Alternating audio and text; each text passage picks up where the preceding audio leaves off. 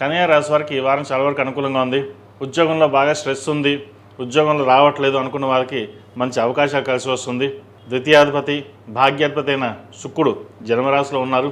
అదేవిధంగా చతుర్థ సప్తమాధిపతి అయిన గురువు లాభస్థానంలో బలంగా ఉన్నారు. వ్యయాధిపతి అయిన రవి లాభస్థానంలో ఉన్నారు. రాశ్యాధిపతి దశమాధిపతి అయిన బుధుడు లాభస్థానంలో ఉన్నారు.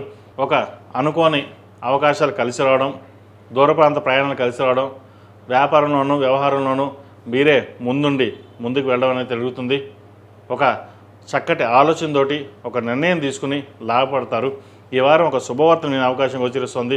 ఎప్పటి నుంచో స్థిరత్వంగా లేకుండా మన కెరీర్ ఇలాగే ఉంటుందా, మన లైఫ్ ఇంతేనా అని అనుకునే వాళ్ళకి ఎవరైతే ఉన్నారో ఈ వారం మంచి అవకాశాలు కలిసి వస్తుంది. అదేవిధంగా మంచి ప్యాకేజీ తోటి రావడం అనేది ఒక సంతోషకరమైన విషయం అని చెప్పచ్చు. దూర ప్రాంత ప్రయాణం కలిసి వస్తుంది. విదేశీకి సంబంధించిన విషయవరాలు, గ్రీన్ కార్డుకి సంబంధించిన విషయవరాలు, H1Bకి సంబంధించిన విషయవరాలు ఏవైతే ఉన్నాయో ఈ వారం కొలికి రావడం అనేది సంభవిస్తుంది. అదేవిధంగా సాఫ్ట్వేర్ రంగంలో ఉన్న వారికి, రియల్ ఎస్టేట్ రంగంలో ఉన్న వారికి మంచి కలుసుబాటుదనంగా ఉంటుంది. సీనియర్ కళా రంగాల్లో ఉన్న వారికి మధ్యస్థ ఫలితాలు గోచరిస్తుంది. శ్రమ అధికంగా ఉంటుంది, ధనం తక్కువగా ఉంటుంది. రావాల్సిన ధనం తక్కువగా రావడం, ఖర్చులు అనేది ఎక్కువగా ఉండడం అనేది జరుగుతుంది. వాటి విషయంలో జాగ్రత్త వహించండి. ఏదైనా ఖర్చు పెట్టేటప్పుడు ఎంతవరకు అవసరం అంతవరకే ఉండడం చెప్పదగినది. అదేవిధంగా దూరపు బంధువులు రాక ఇంట్లో శుభకార్యాలు నిర్వర్తించాలి. చక్కగా బంధువర్గంతో కలిసి కాలాన్ని గడుపుతారు. దైవ దర్శనాలు, పుణ్యక్షేత్రాలు సందర్శిస్తారు. ఇంట్లో ఒక శుభకార్యం చేయాలనుకుంటారు.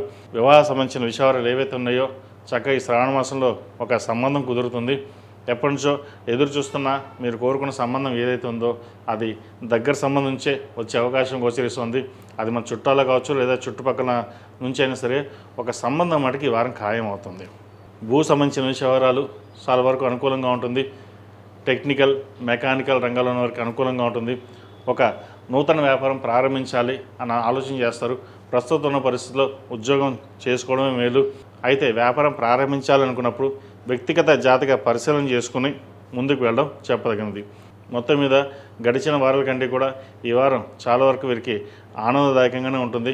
మంచి ఫలితాలు సంప్రాప్తిస్తాయి. ఈ రాశిలో జన్మించిన విద్యార్థులు కూడా మంచి అవకాశాలు కలిసి వస్తుంది. వచ్చిన అవకాశాలని ఉపయోగించుకుంటారు. మీ తెలివితేటలతోటి ప్రతి ఒక్కరిని మెప్పించగలుగుతారు.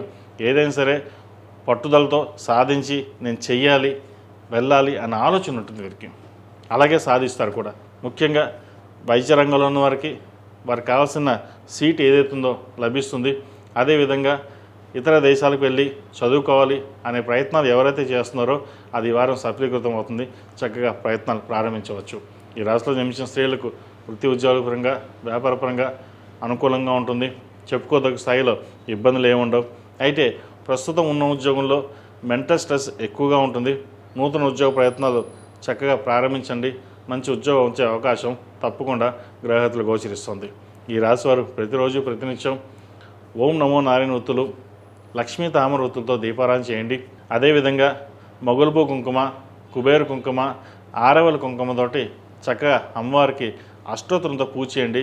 మంచి ఫలితాలు సంప్రాప్తిస్తాయి. ఒక మంగళవారం నాడు కావచ్చు, శుక్రవారం కానీ ఒక 11 మంది ముత్తైదులకి తాంబూలం ఇవ్వండి.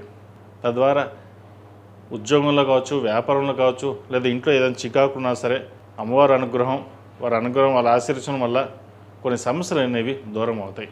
ఈ రాశివారు ఇంట్లో కానీ వ్యాపార స్థలంలో కానీ జిల్లేడి హనుమాను, జిల్లేడి గణపతిని చక్కగా పెట్టి పూజించండి. నరదిష్టి ఏదైతే ఉందో అది తొలగిపోతుంది. ఈ రాశిలో జన్మించిన వారికి కలిసి వచ్చే సంఖ్య 9, కలిసి వచ్చే రంగు గ్రే. ఏదైనా పని మీద బయటికి వెళ్ళినప్పుడు శుక్రవారం నాడు కానీ సోమవారం నాడు కానీ వెళ్ళండి. మంచి ఫలితాలు సంప్రాప్తిస్తాయి. ఈ పూజస్టోర్.in పసుపు కుంకుమ నుంచి దేవతా విగ్రహాల దాకా అన్ని రకాల పూజలు, వ్రతాలు, గృహప్రవేశం, హోమాది శుభకార్యాలకు కావాల్సిన పూజా సామాగ్రి అంతా ఒక్కొక్క క్లిక్ తోనే మీ ఇంటి వద్దనే పొందండి. ఈ పూజస్టోర్.in